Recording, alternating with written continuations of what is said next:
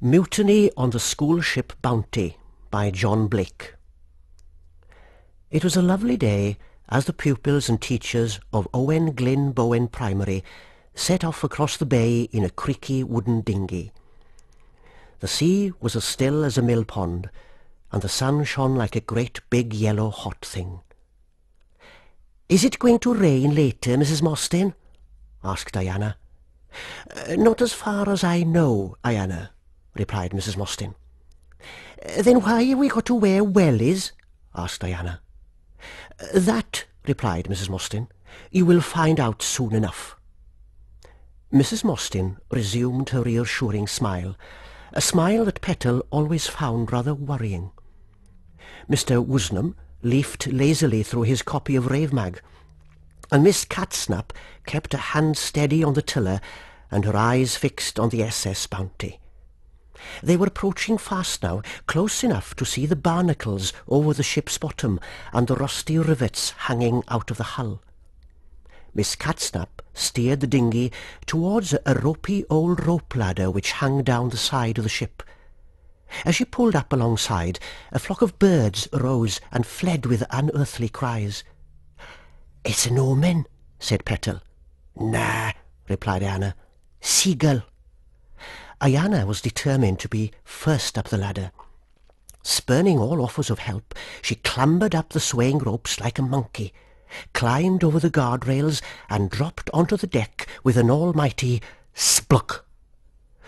To her surprise, she had not landed on solid wood, but into a kind of soft greyish mud, which reached almost to the top of her wellies. Splug! Petal landed beside her. "What is this stuff?" asked Ayana.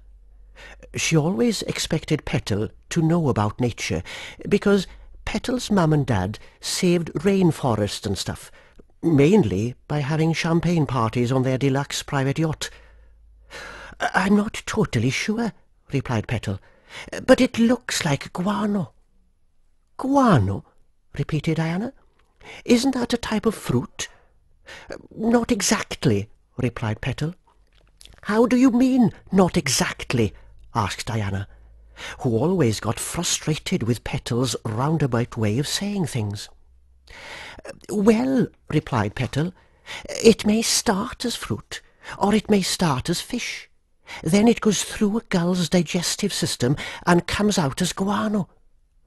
Splug, splug, splug. A host of other pupils had unexpectedly soft landings on SS Bounty. Every one of them was in the guano up to their knees, except Rowley Bogart, who had fallen into it completely. It was the kind of thing that happened to Rowley all the time. Mrs. Mostyn took a register, then instructed Mr. Woosnam to get the shovels. "The first project today," she announced, "is to clear this lot overboard." Petal was aghast. "But, miss," she cried, "we're supposed to think green." Owen Glyn Bowen Primary had held an Environment Awareness Week when Petal was in Year 1, and she'd remembered every word. "What are you suggesting, Petal?" asked Mrs. Mostyn.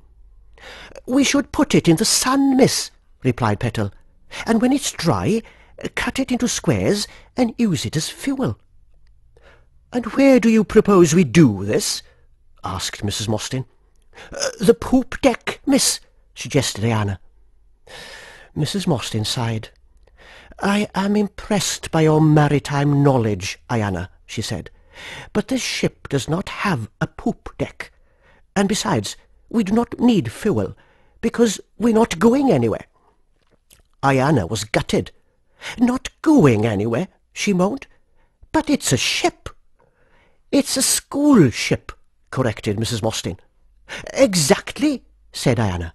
"So we should have field trips every day, like going to different beaches and testing how warm the sand is."